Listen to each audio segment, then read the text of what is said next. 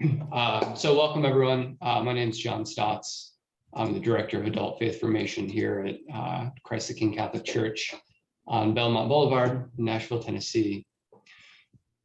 In Fratelli Tutti, his latest encyclical, Pope Francis urges us to work toward, quote, a society where differences coexist, complementing, enriching, and reciprocally illuminating one another, even amid disagreements and reservations. Inspired by these words, Christ the King Parish is hosting a series aimed at hearing and learning from grassroots community organizations and fellow faith traditions about their work to achieve racial justice. As we did last Sunday, we're featuring a panel discussion, which I'll try to moderate with questions designed to help us understand and learn from our panelists. And hopefully that will grow organically into a conversation with one another. Please feel free to use the chat function to ask questions and raise insights as they come to you. You can also use the raise hand gesture to signal that you have a question, and I'll pause periodically to check in. We'll also pause about halfway through to take a brief break around 7:30. We've learned over the past year that in a group even this size, best practice is to keep ourselves muted until we intend to speak. In the early 20th century, the Ku Klux Klan identified a number of alien threats to the American family and the American nation. Included in this list were Black folks, Jews, and Catholic immigrants. So far as I understand it, Islam was not yet visible enough in the US to be featured in this eminent catalog. Time would change this. 100 years later, the landscape has changed. At least by some metrics, we could argue that all the groups named are perhaps better off. But as we've seen over the past recent years, at least, assault, harassment, vandalism of citizens, places of worship, and communities who do not fit into a particular story of what it means to belong here remain at a high level. In the aforementioned encyclical, Pope Francis lays out a vision of what he thinks it ought to look like for different believers in the one God to work together for peace. He calls on us to find, quote, occasions to speak with one another and to act together for the common good and the promotion of the poor. This has nothing to do, he says, with watering down or concealing our deepest convictions when we encounter others who think differently than ourselves. For the deeper, stronger, and richer our own identity is, the more we will be able of enriching others with our own proper contribution. We believers are challenged to return to our sources in order to concentrate on what is essential, worship of God and love for our neighbor, lest some of our teachings taken out of context end up feeding forms of contempt, hatred, xenophobia, or negation of others. Certainly in our own context, contempt, hatred, and xenophobia are right now actively threatening to divide Catholic parishes, dioceses, the church, world. But we have to believe that this is not who we are meant to be. So in this spirit, it's my great pleasure to welcome our guests tonight for this discussion of justice, difference, and what Francis calls the spiritual heart of politics. A welcome to Reverend Davie Tucker from Interdenominational Ministers Fellowship. A welcome to Sabina Mohyuddin, Executive Director for the American Muslim Advisory Council, and tonight representing the Islamic Center of Nashville. And a welcome to Rabbi Shayna Goldstein Mackler from Temple Congregation Obahai Sholom. And hopefully Reverend Ed Sanders from Metropolitan Interdenominational Church can join us in a little bit. So let me start just by asking each of you, maybe beginning with you, Reverend Tucker, tell us a little bit about who you are and some of the history of your religious community.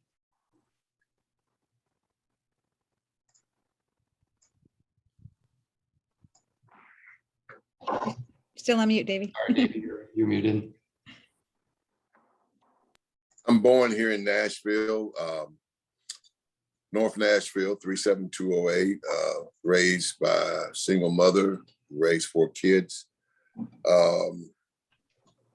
I pastor Beach Creek Missionary Baptist Church on the north end of town, also a 115-year-old congregation that was set up in Brentwood 115 years ago when the Baptist Church in their missions were establishing churches for the Negroes. And part of that was so that they would not have to seek parity with them, but that was their God thing to do. I've been here 14 years. The gospel for me is social. The entire gospel account is God in society and how humanity responds to the presence of God. So for me, social justice is not an add-on. It is part and parcel of the gospel for me. I'm involved in a few things, but I'm just trying to go to heaven. Is that enough? That's certainly enough for now. Okay. And there will be more later. Rabbi Shayna, would you mind going next and introducing yourself? Sure. I'm Shayna Goldstein Mackler. I am not a Nashville native, but I feel like I'm growing roots here. I'm entering my 18th year at the Temple, where I serve. It's in the west side of Nashville. I see very much like Pastor Tucker, I see my call to social justice very much embedded within my scripture and my faith. The community that I serve has been here for 170 years. It was established prior to, but really established in 1851, originally called the Vine Street Temple downtown, and then it moved out west to then what was the suburbs.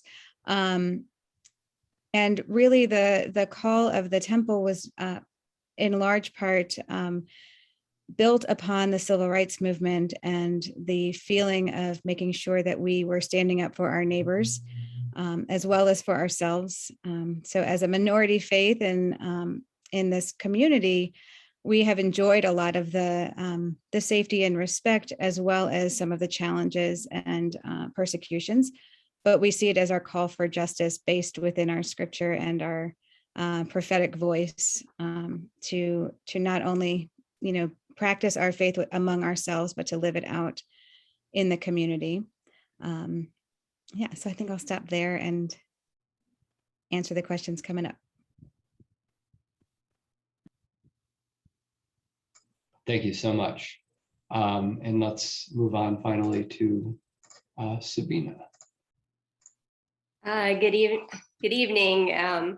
Thank you for having me, and it's an honor to be with Rabbi Shayna and Reverend Tucker and hearing from them also. So I was actually born and raised in Nashville, and so my parents came in 1970. When my parents came to Nashville, there were just a handful Muslim families here. And they got together, they started praying at the Black Cultural Center on Vanderbilt's campus. And then in 1978, they started the Islamic Center of Nashville. And at that time, there was, the Muslim community is so diverse. There was a community of Black Muslims, but in the Nation of Islam. And it wasn't until the later 70s that that community, most of them came into mainstream Islam. And that mosque was established as Masjid al-Islam. And that right now that's in North Nashville, but around the same time. And so in the early days, it was just those two mosques. And even though Islamic Center of Nashville was more, with the few immigrant families, Muslim immigrant families that were here, the two mosques, the communities knew each other and they worked with each other. And then it just grew until 1989, they finally made the building that's there right now on 12 South, close to you guys. But since then, like now, there are 9 mosques. So that the ICN, Islamic Center of Nashville, is kind of where a lot of communities a lot of refugee communities in the 90s that came in, Kurdish, Somali, came to that mosque first, and then they went on to establish their own mosque, and the community just grew and bloomed. And ICN now has a second campus in Bellevue that opened in 2019, ICN Bellevue, and there's Islamic school there. So, for us, it's like social justice, the idea of it is embedded in how we see our purpose in this world, and that is to worship God, but also to stand up for justice wherever we see it. And there's a beautiful way of describing worship as the word ibadah is used, and a lot of times people think of it ritual purpose. So Muslims, we pray 5 times a day, and there are other ritual prayers, but ibadah is anything you do to serve God. And so when you do actions in serving humanity, you're serving God, and that becomes part of your worship. And so that's how we see it, like in every aspect of our lives.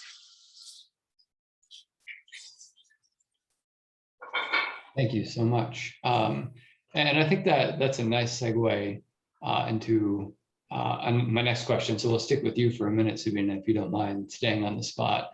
Can you talk a little bit more about how your community's religious principles ground what you think social justice is? Are there particularly important stories in your sacred scriptures or understandings of sort of the intersection of what it means to serve God and love the neighbor that you would say are sort of common sense for folks who worship with you? Right. I think we just look at how we see God. And in Islam, we have the 99 names of God, or it's the attributes, how we would describe God. And, if you hear Muslim prayer or we begin anything, let's say Bismillah ar-Rahman ar-Rahim, in the name of God, the compassionate, the merciful. And so remembering God's compassion and mercy, but there's, in scripture and in a lot of the sayings of the Prophet Muhammad, peace be upon him, it takes you back to thinking about how you want God to interact with you. We want God's compassion. We want God's mercy, right? And if we want it for ourselves, then we should be giving it willingly, openly, generously to others. And so seeing that as kind of, that these are attributes of God that we have to incorporate in our own day-to-day lives. So one of the names of God is Al-Adil. So it means the just. And so in the Quran ayat, the verse in the Quran, it says, "Oh, you who have believed, stand up for justice as witnesses for God, even if it's against yourselves, your parents, or your relatives, whether one is rich or poor, God is more worthy of both." And so, that idea that standing up for justice is a responsibility of all of us, and we're going to be held accountable.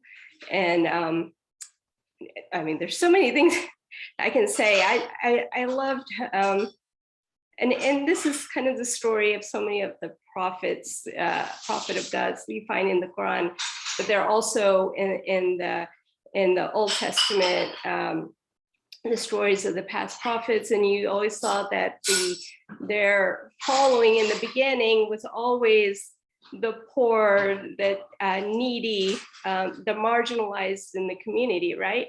And so one of the stories early on during the Prophet Muhammad's ministry, his followers were widows, were orphans, slaves, but he really wanted to convince some of the leaders of the community to come to believe in the message of Islam. And he was talking to somebody, and a man interrupts him, and but he was like in the middle of this amazing talk with this guy, and he thinks he's gonna convince him, but this man interrupts him, and the Prophet frowns. He didn't say anything. He just frowned. And then God sends a verse, actually a whole chapter in the Quran, mentioning this incident, saying, you were going after that rich, powerful person when the person next to you had a faith that you should have attended to, and that he was close to God, and you should have paid attention. And so sometimes we don't know, like around us, what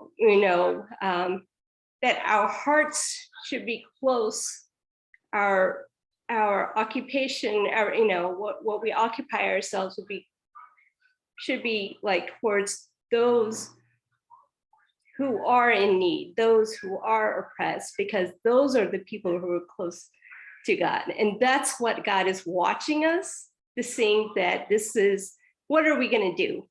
When these situations come about, what is our reaction? Because God is watching, and it's just this idea, God is watching, are we doing the right thing? He's laid out these characteristics that he has and that he expects us to follow.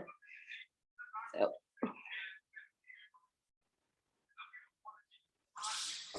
That was wonderful. Thank you. I want to pick up on something you said and shift over to Reverend Davie. You made the comment that standing up for justice is the responsibility of all of us. And Davie, you'd mentioned, that your understanding of God or the gospel is itself social. Now, lots of Christians would kind of get on board with the kind of justice that Sabina just said, and would say, yeah, but that it's about individuals. It's about individuals doing individual acts of charity. But there's no notion of this kind of collective work towards justice. In your mind, is that a legitimate understanding of the gospel, or are we missing something when we just see these individual acts of charity? Well, I'm probably, some of my colleagues call me barely Baptist. I am in a period of great critique of American evangelical Christianity that has allowed itself to get played off. Just as I said that, I also recognize that as a product of the Black church in and of itself, most scholars would agree that at its height, only 25% were actually involved in the civil rights movement. So there's been this, I believe, co-opting of the gospel that began in Eurocentric practices of Christianity that shifted it from a collective to an individual. But even if you revisit those texts, John 3:16, for God so loved the world, not you, that he gave his only begotten son, that whosoever, not you, that believeth in him. So I believe that that is a gross misinterpretation that takes the responsibility of, as Jesus says in the Lord's Prayer, thy kingdom come, thy will be done on earth as it is in heaven. And so we have sided and made it the easy way out that we measure our Christianity by our personal piety in such weak, superficial things as I don't cuss, or I don't drink, or I don't smoke, I don't go to clubs. And we've made those things become the manifestation. But I think if you read the Gospels and let them speak for themselves, you'll see that while Christians say that Christ died for my sins, I won't contest that. Well, I'll add a caveat that Christ also died because of our sins. This conspiracy between the religious establishment and the empire that we see so clearly playing out today, that I think over time we have spayed and neutered the gospel.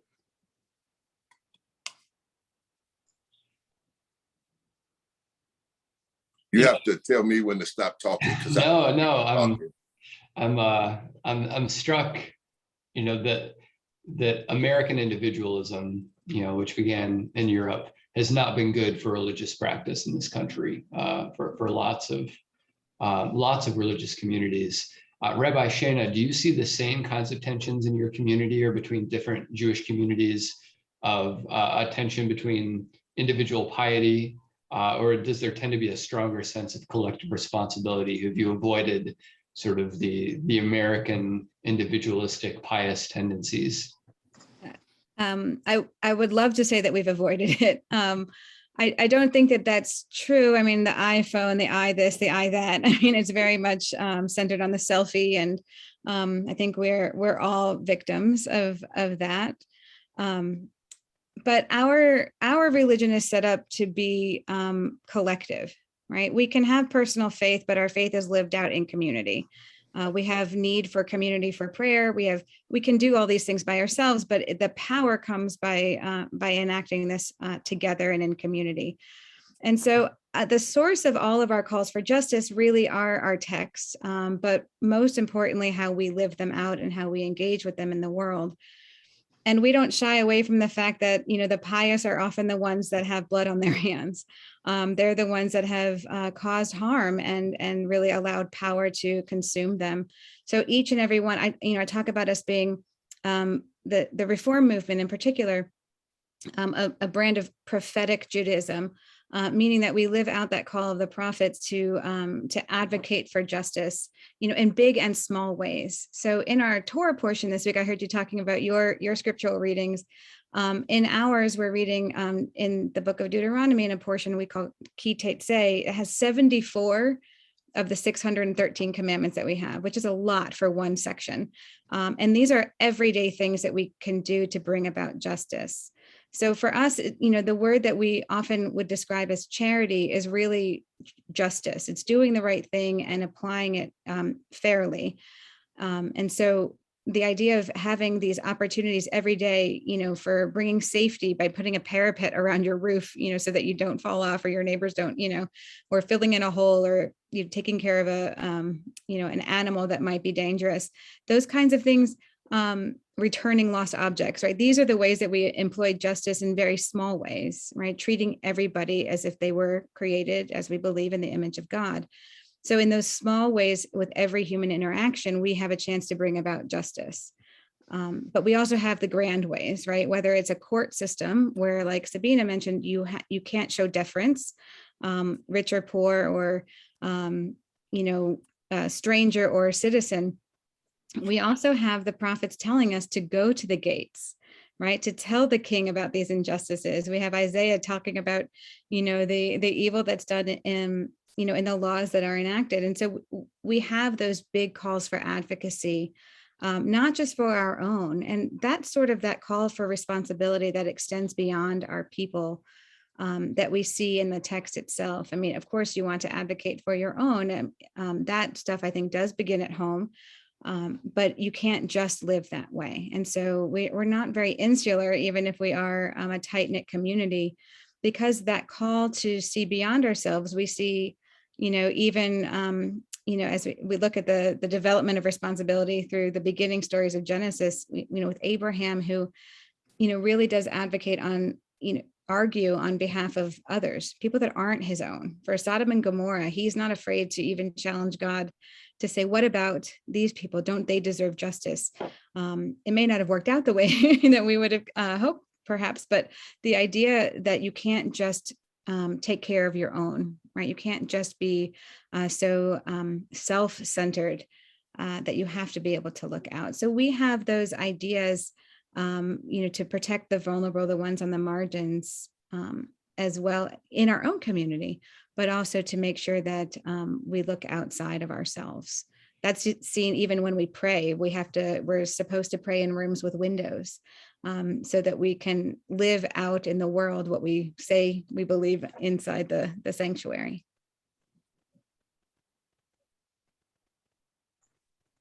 Thanks, Rabbi.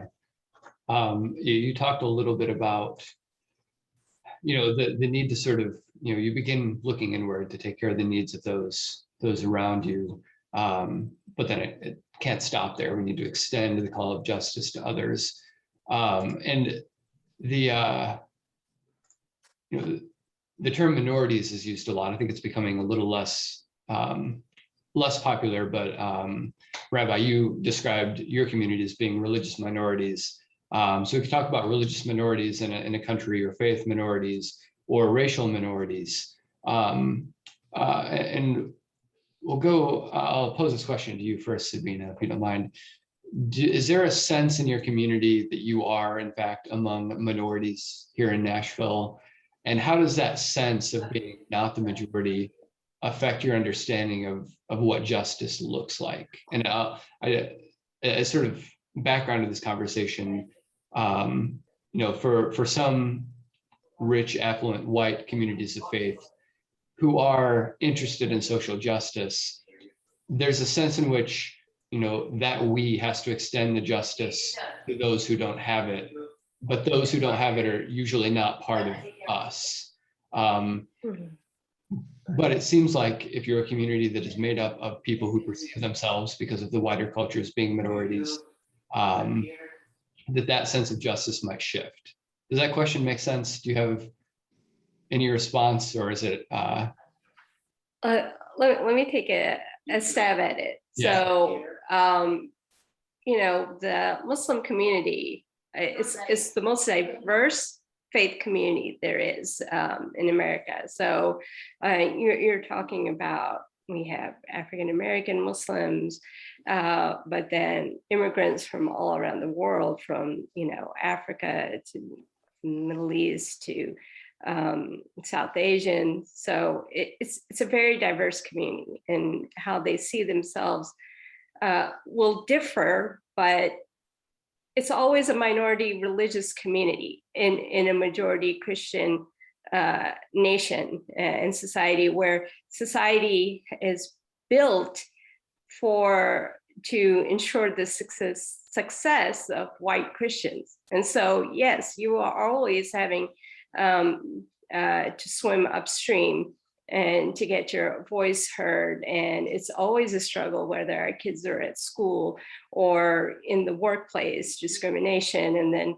what you hear from elected officials. So Islamophobia is always there. But on top of that, you've got different, let's say, marginalization. So, African-American Muslims, they suffer the same kind of issues, that racism that other Black Americans face. And on top of that, they face Islamophobia. And then immigrants face the issues with xenophobia on top of the Islamophobia. So they're it's not always same for Muslims, but there is always an awareness that you are working in, you're living, working, going to school, doing everything within a society, that you're always having to,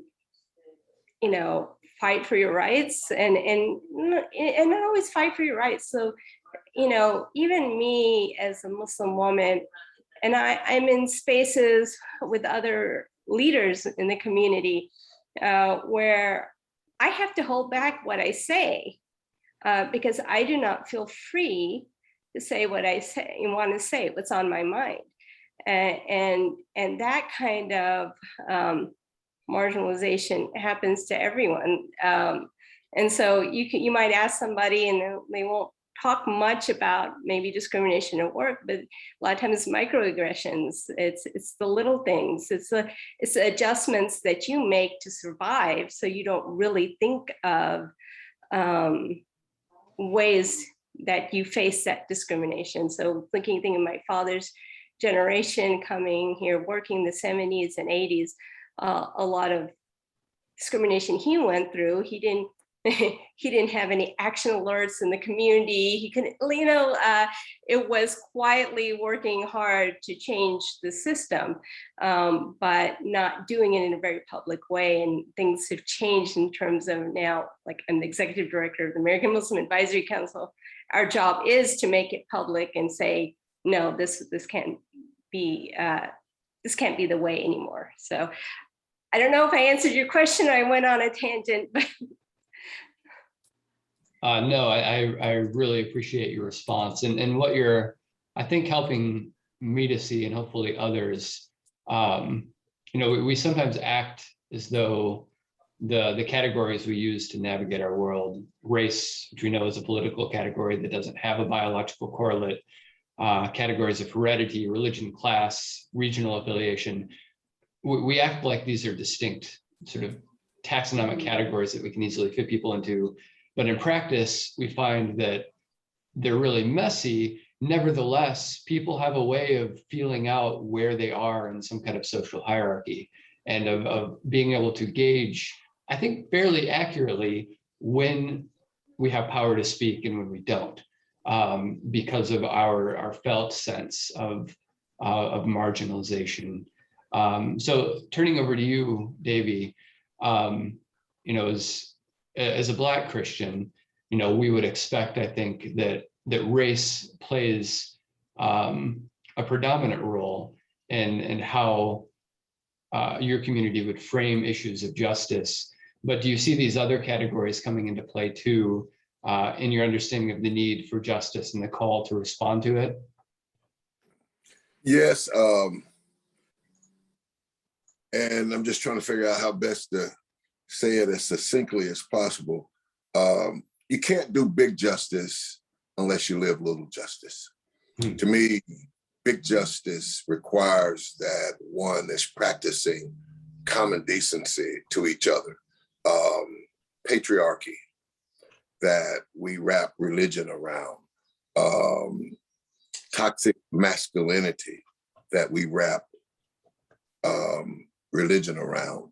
Now that is outside of the color line. Trying to understand human sexuality in a real way that allows us to be in community with folks who are different. We have a way that there is not a color issue. So even as the Black church seeks to affirm the imago Dei that is in all of us, we have our own issues of internal justice that needs to be lived out. And for me, when you can't get the little justice, you never understand the big justice. So again, here's another critical statement for me. I'm not so sure that American Christianity has not been baptized by white supremacy, that suddenly a go-to for a lot of us in church is to tend to the institutions that represent our respective religions. And it's those institutions and the maintenance that we have to give them that often stand in the way of that. Just looking at your own faith traditions development of the way it went through, say, like Latin America, and it took a Gustavo Gutierrez to actually speak in a way to make the Vatican hear. We all have those things inside of our persuasions that, yes, the Black church is a place where I can be affirmed, but there are also things within our own existence that we don't do justice to each other, that only compounds and makes it harder for us to make space for each other. Assimilation. I was listening to Sabina. My mother was a assimilist, and she just didn't get that assimilation was and is racist, because it requires that I give up my culture, I give up my speech, I give up my language, I give up my things that are unique to me being Black. And so the Black church provides a space. And again, when I say Black church, that's kind of a misnomer also, because within the Black Baptist tradition, we're often overly informed by the Southern Baptist Convention. So again, I think it's this reclaiming of the simpleness of what it means to be in relationship with God, that for me is summed up when Jesus says, love the Lord your God with all your heart, soul, your mind. And the second one is just as important. Love your neighbor as yourself. Upon these two rest all of the law of the prophets. But we like to spread that out and make it more particular than it needs to be. So yes, with the Black church, but there's still these internal issues. Again, to stop where I started, you can't get your hand or your head around big justice if you're not trying to do little justice. Thank you. I'm going to be thinking about that for a while. You must be a preacher. Somebody said I was. Somebody said I was. It also strikes me that your summary of what it means to follow God, to love the Lord with all of your heart, soul, mind, and strength, and loving your neighbor, is a pretty effective summary of what Christians would call the Old Testament. The writings, the law, and the prophets. And if we just get that right, we're doing a whole lot right. Rabbi Shayna, have you seen a similar tension between the internal injustices that can prevent the work towards the bigger justice in Judaism, in your experience? Yeah, I appreciate Davie's honesty and his critical eye and that self-reflection. I think we do too. One of our biggest misconceptions is that, Jews look like me, or, that all Jews look like me, or we're white presenting. Even if we would like to call ourselves white, we're sometimes reminded that we're not, in big and little ways, like those microaggressions, whether it's membership in certain places or, calling for certain prayers, or just things not happening on our Sabbath, having sort of those flexibilities. And I think we've gone through our own sense of assimilation. I think our goal was more of a culturation, sort of to be able to be a Jew in we've always been a minority, right? So we sort of have practice at that, how to live according to the law of the land, and maintain our own unique identity with pride, hopefully. But I think the message that we are all white presenting gets in our way. We're seeing more and more studies coming out now that we have about 20% nationally of the Jewish community, 20% are Jews of color.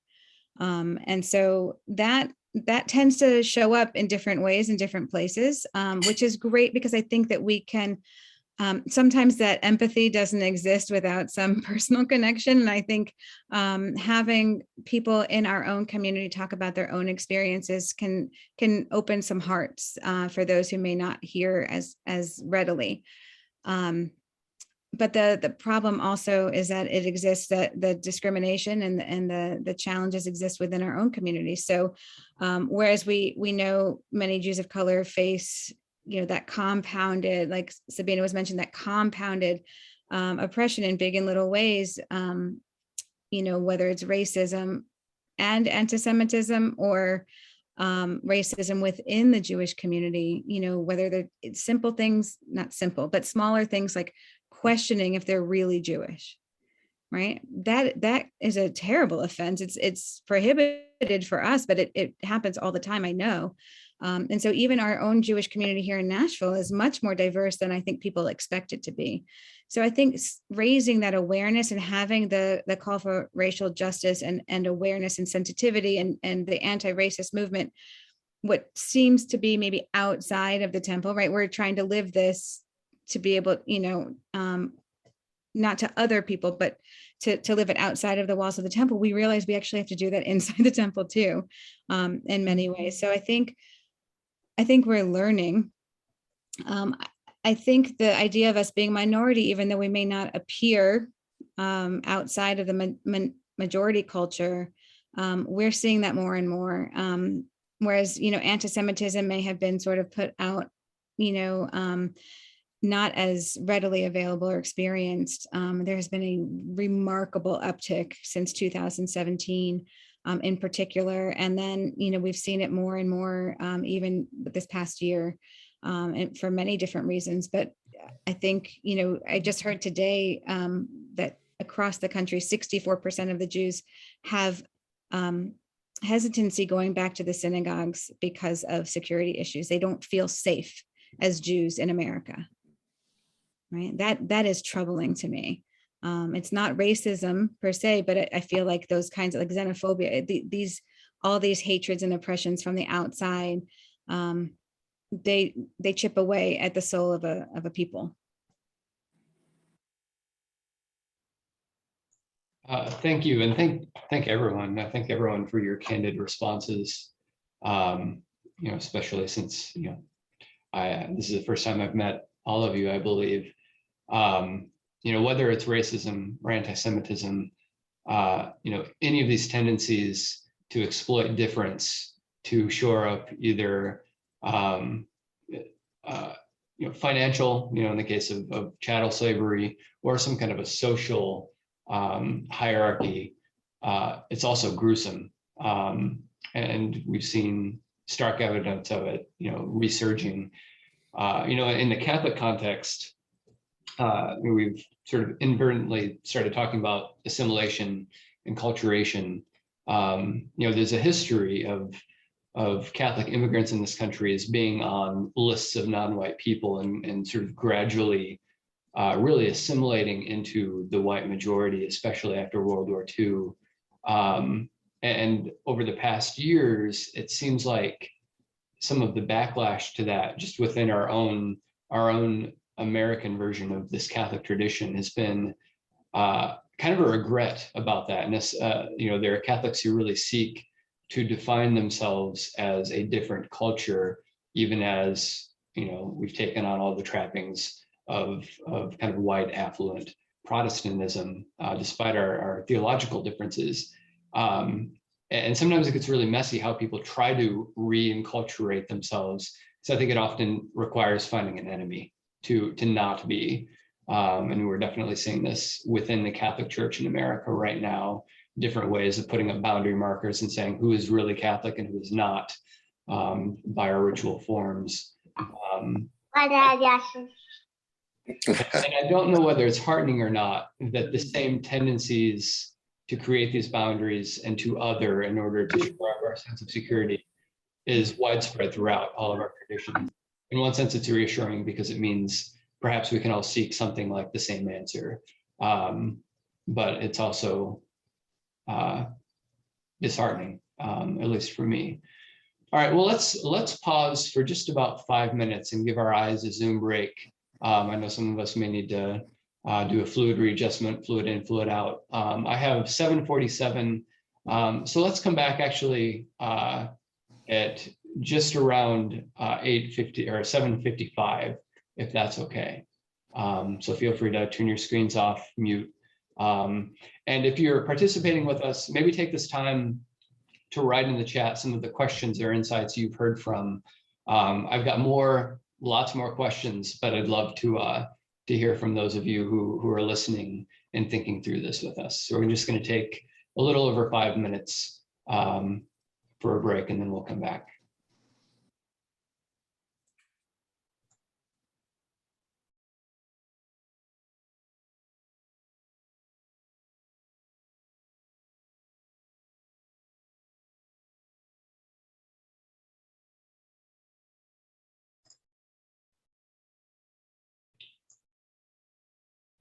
Sabina, I want to go back to something that you had said, about the Islamic community, especially in a place like Nashville, as having this tremendous diversity that is not there. There's no racial homogeneity.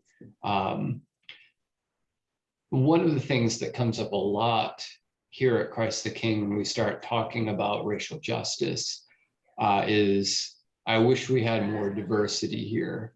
Why don't we have more diversity here? Why don't we look out and see, diverse people? So really, I'll open this up to any of our three panelists. Do you think that there is some kind of a moral imperative that religious communities should reflect the diversity of the general population? And when communities don't, does that signal a problem to you?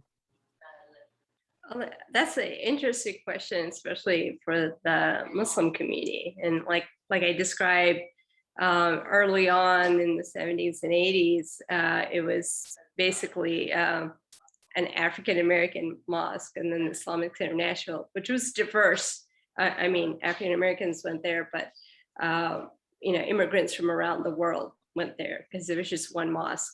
But in the 90s, when there was refugee populations, the Kurds were coming in, Somalis were coming in, and as our community was growing, the Kurds came in. They were at ICN, but it was such a large community, they had to make their own mosque, and they had their mosque, had services in Kurdish language and served the social needs of the community.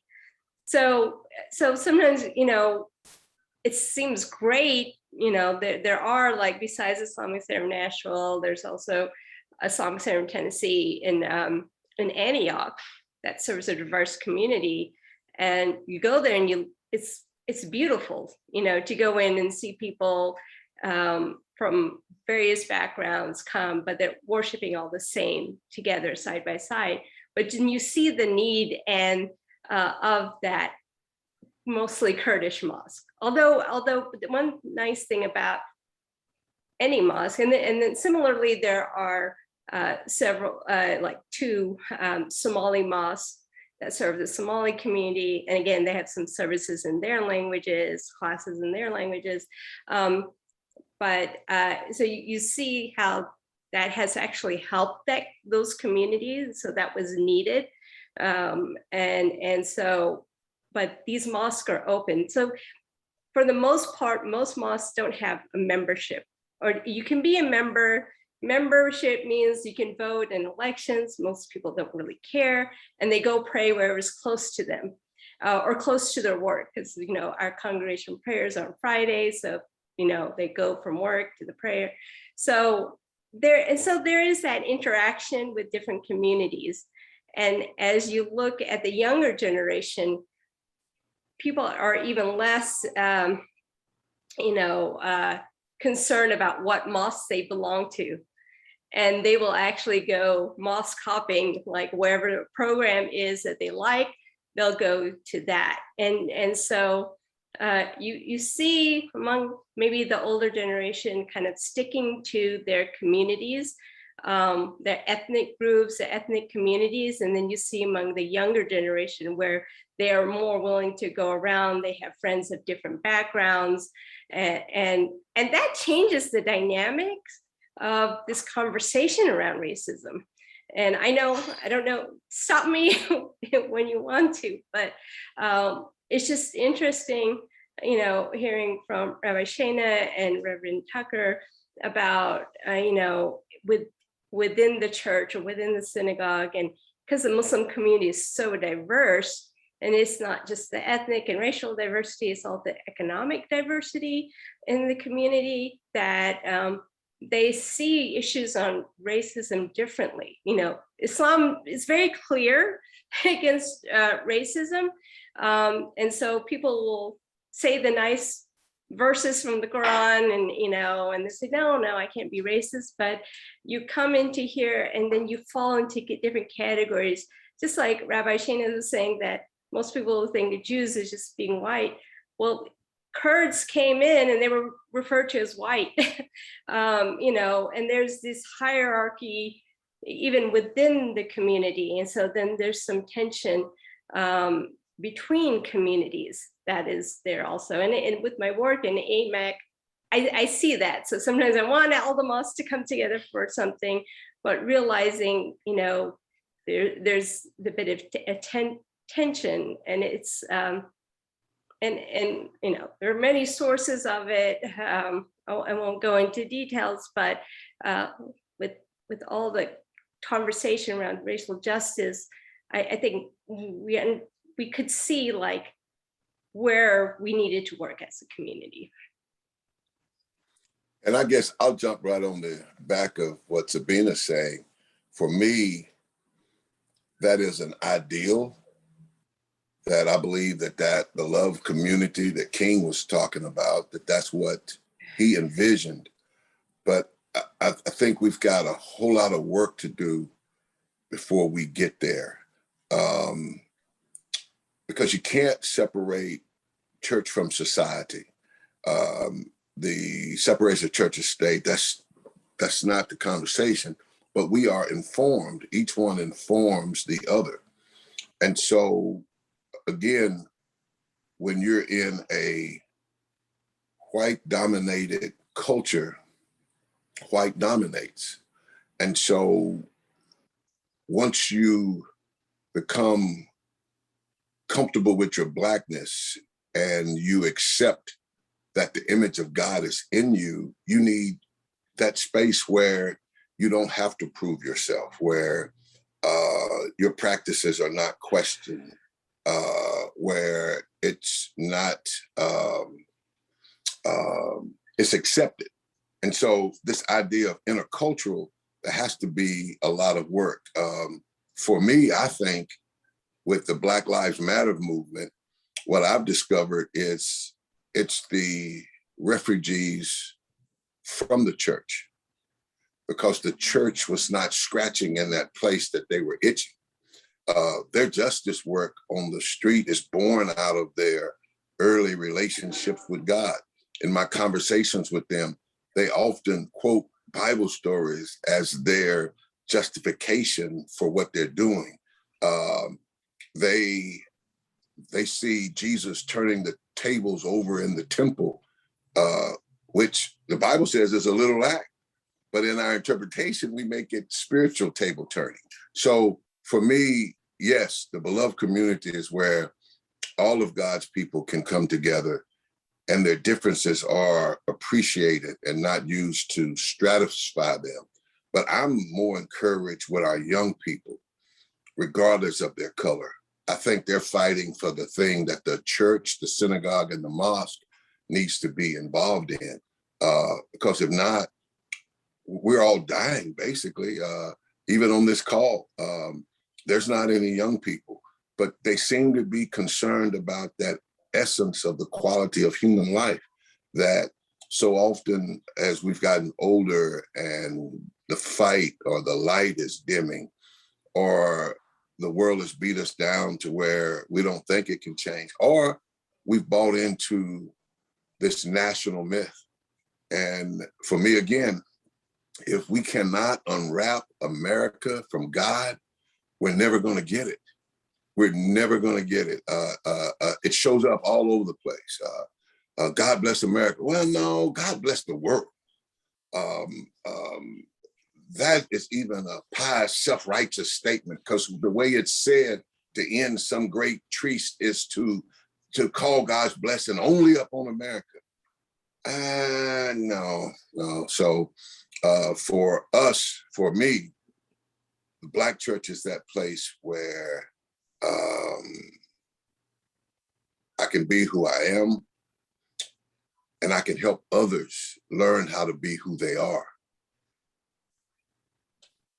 I think I'll add on just a little bit to that, because I think in some ways, the mosque and the synagogue are similar, and what Pastor Davie was saying about you can be who you are, where you are. The differences among Jews are more rites and rituals and experiences that way. When we're talking about synagogue membership or the prayer space, as a collective community, it's a little bit different. But when we're talking about prayers, for some people praying in their own language, we have Sephardic Jews from Spanish or Arab lands. We've got, Kurdish Jews, we've got Persian Jews, we've got, so all Jews from all different places, even here in Nashville. It's surprising to some people how much diversity there is. And they tend to go to their own communities because it's an ethnic comfort level too. The same food, the same language, like Sabina was mentioning with the Kurdish population, like there are certain needs that are specific to those communities. They have support from the larger community often, but I do think that in those ways, they don't have to, defend themselves or pretend to be, or they could just be and practice how they are. And we do have a lot of learning that happens among our communities.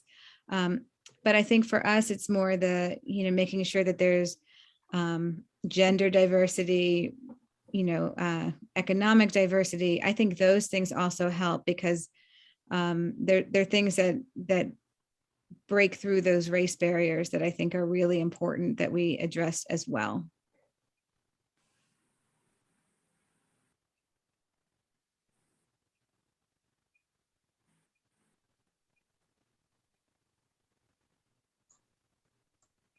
Thoughtful pause as I try to replace the spotlight.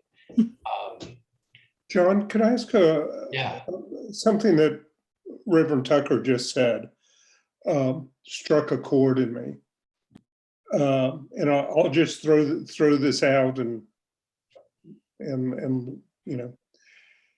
it seems to me that as an institution, the Catholic Church in Tennessee fails the call of racial justice, fails the call of righteousness. And so it seems to me when Reverend Tucker says that, racial justice is being done on the streets by the young people, that strikes me as correct. And I thank you for that, Jim. And to take it a step further, we have to join them on the street. We have to support them in what they're doing, because there is a consequence and there is a risk to that. But so often the institution of religion gets in the way. I'm part of the National Baptist Convention. Well, not officially, because we withdrew our support.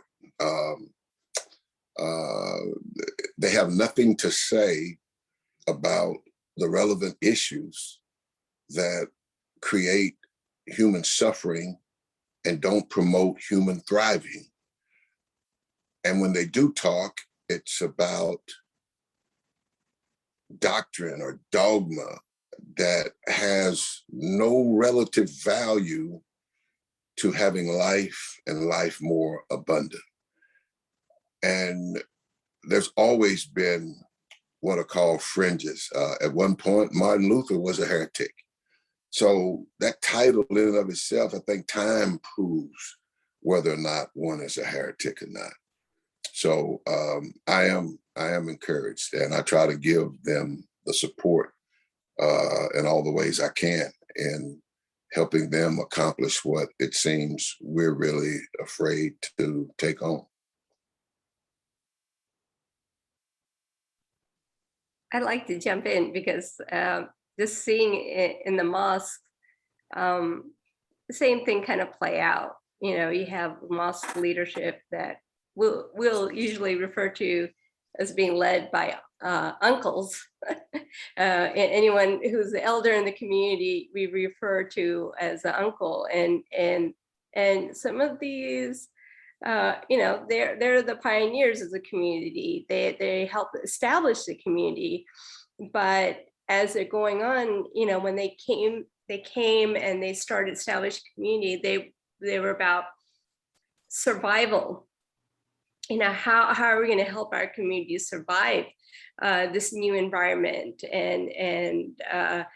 And so they had a certain way of looking at things and wanting to stay quiet and just kind of doing things kind of under the radar. And then you have their children growing up and they don't want to be quiet, and they want to address issues of social justice. They want to address issues of racism, but they hit a wall with leadership in the mosque. And we have some of our imams, and they're really open-minded. They want to talk, but moving the institution in a certain direction is a lot of work. And then and then within the, religious setting, and I'm sure it's true of all religions, it's always seen as the younger people are diluting the religion in trying to do that kind of work. And everyone wants to go back to, to making sure we're following the fundamentals of religion. And it's coming back and saying, wait, we know the religion also, the younger generation, and it's in our scripture, and it's in the stories of Prophet Muhammad and the other prophets about standing up for justice and taking action and making a positive change. And so there's always this tension, and just seeing how it's going to play out, because we've come to a point where there are a lot of people who are literally unmosqued, and they no longer go to the mosque, or they'll go for the Friday prayers or big events, but that day-to-day going there or going for religious instruction, that's not what they're getting. Now, there's so many things online that you can watch. You can go to watch your favorite scholar online and get the messaging that you want to hear, because you want change, but the institution is not changing at the pace it needs to stay and keep the younger people engaged.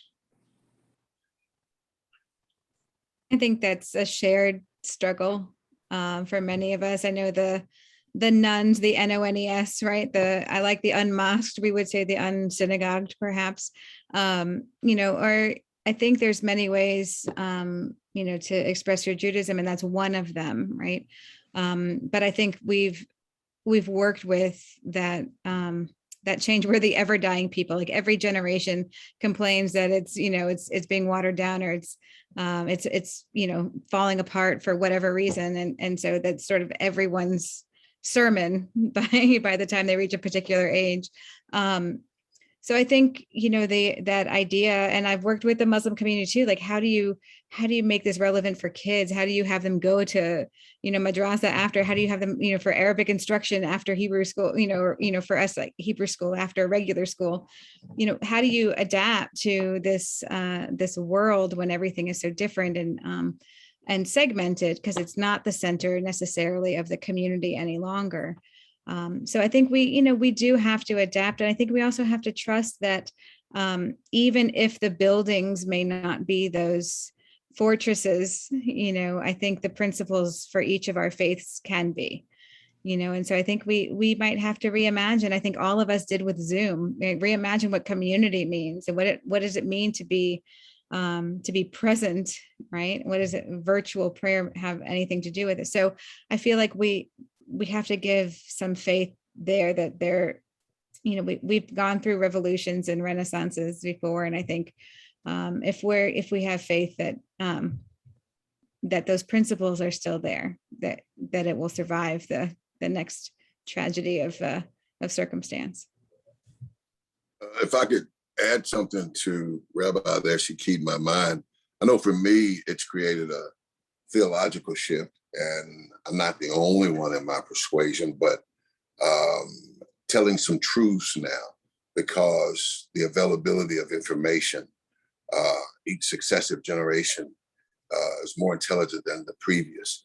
And when institutions won't get up off of the lies that we've created and spent a lot of time to maintain, we become hypocrites. We become just so full of hypocrisy, and it turns people off. God is bigger than Christianity. God is bigger than the Bible. God is bigger than Islam. God is bigger than Judaism. You have to say that. I also say that you must honor. If you have the image of God in you, you must honor whatever anyone else says is good enough for them to die with. But for so often, our go-to is to justify our religious persuasion by trying to cast negative dispersions on someone else's. That never made sense to me. How can I sell you Christianity by jumping on Islam or jumping on Judaism? So to me, it's radical truth-telling, because it's not God God that is going to be discombobulated. It's us. So that's my hope. That's my mission, and that's what I push toward. That if I get to where I don't seem real Christian, then that's the issue that I'm going to take up with God. And because those are the things I think that allow us not to see and respect and engage the humanity in everyone around us.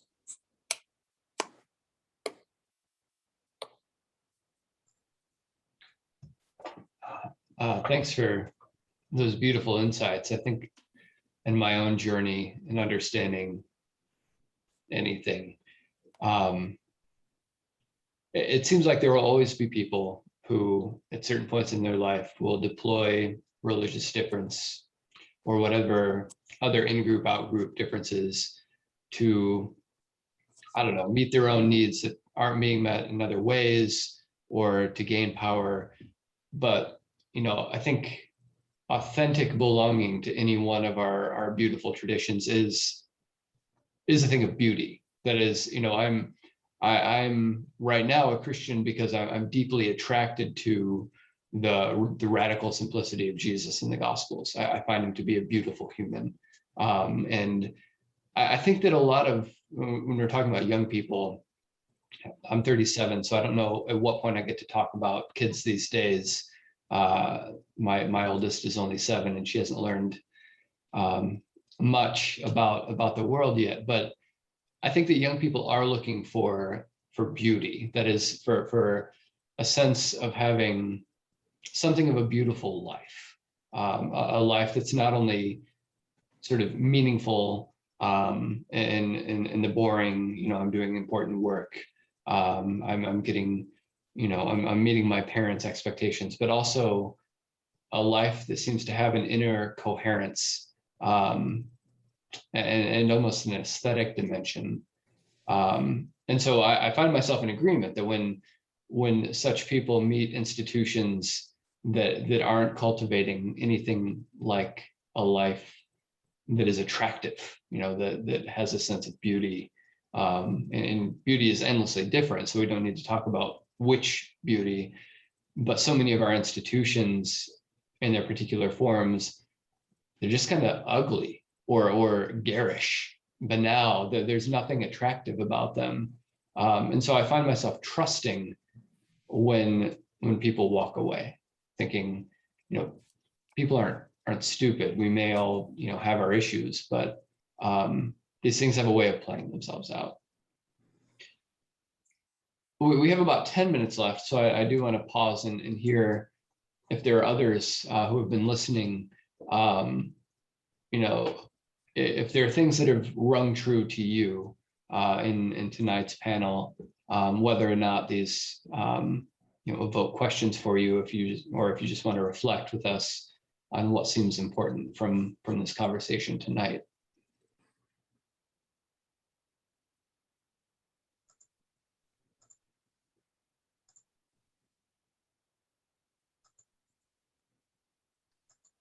John, I wonder if anybody on the panel or perhaps in the audience has any experiences of interfaith activities and cooperations and actions. Tonight obviously is quite enlightening in terms of each of our, or at least the 3 traditions that have been on focus here, bearing their souls. But I'm wondering, in light of that, are there some thoughts or experiences about some interfaith cooperation, some interfaith activities that might bring us together, at least on an action level, as an interfaith group?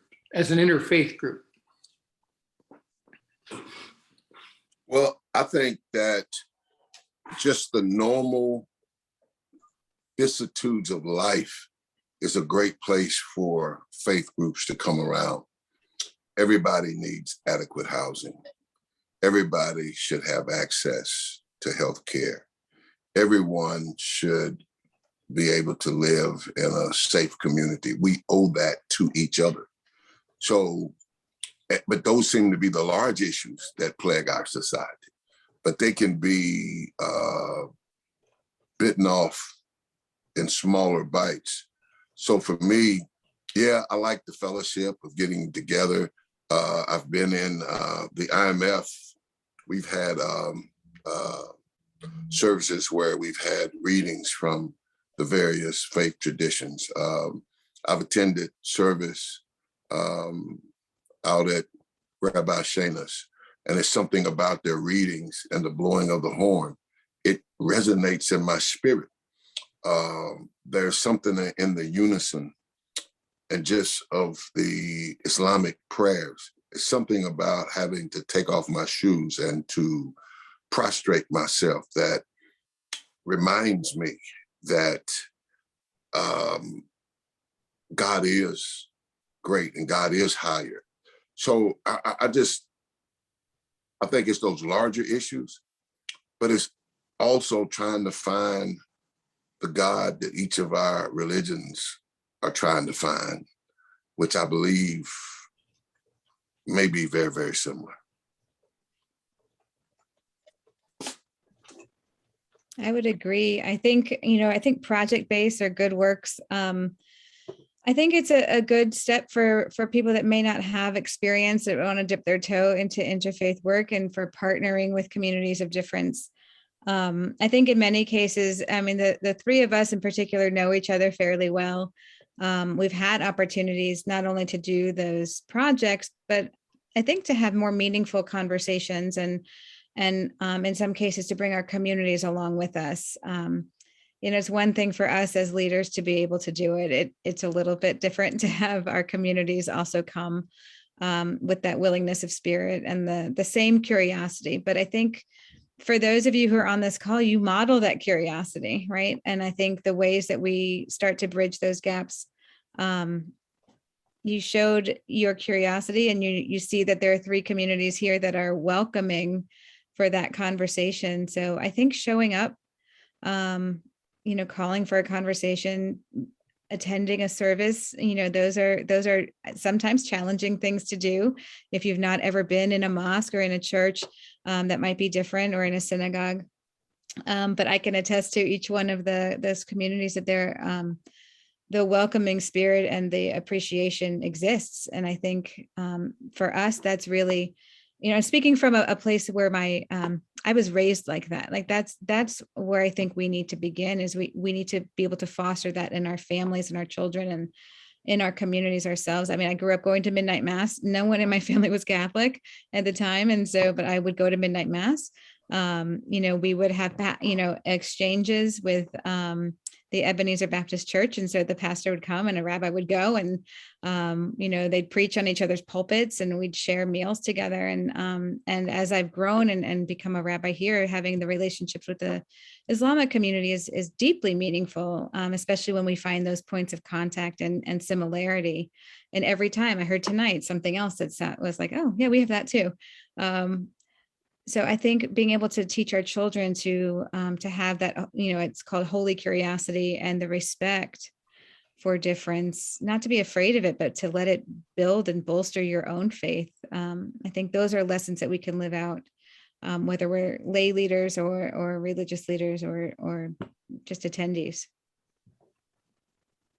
Yeah, I mean, you said it beautifully. Being in shared spaces, and sometimes it's a shared space where you're specifically talking religion, but the best shared spaces are what Reverend Tucker was talking about. It's just action, like you're doing something, because we all know when you're doing something, you're living out your faith. So I can talk to you ideally about Islam says this, and that, and give you a lot of quotes.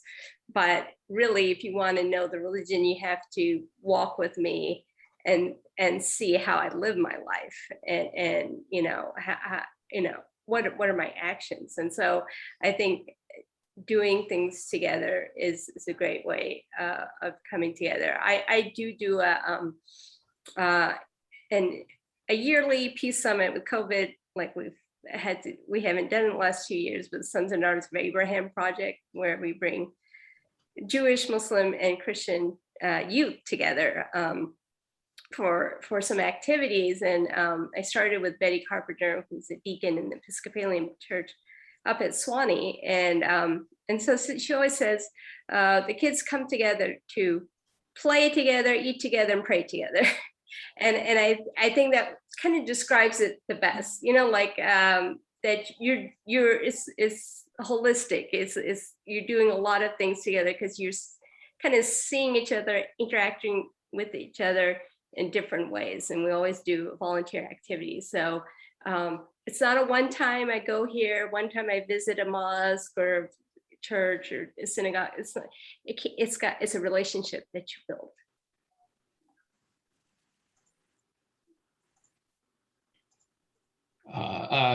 I'm sure I'm not the only person very encouraged by all three of you, and hoping that, there's just one parish in Nashville, Christ the King Church can also be more involved in these, whether they're projects that people in the whole community are coming together to work on, or opportunities just to share meals, faith, life questions with one another.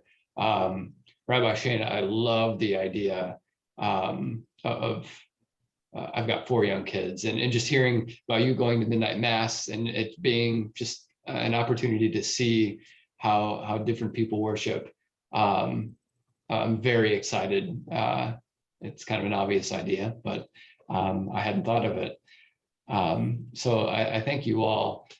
In the final minute, the last question for each of you: what's at the top of your wish list right now for your community?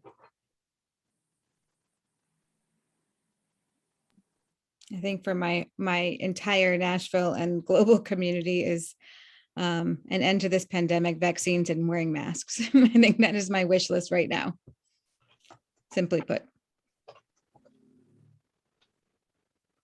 Inclusive in that, for me, of what Shayna said, would also be the courage to move from our side of the room to the middle and stay there.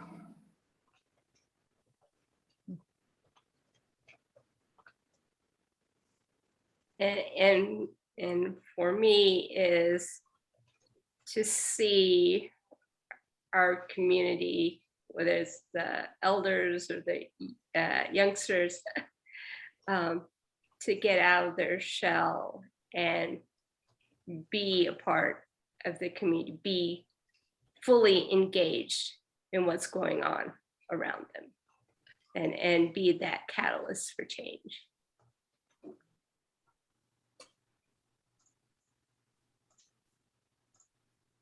Amen. Your mouths to God's ears. Yeah. Thank you for being prophets to us.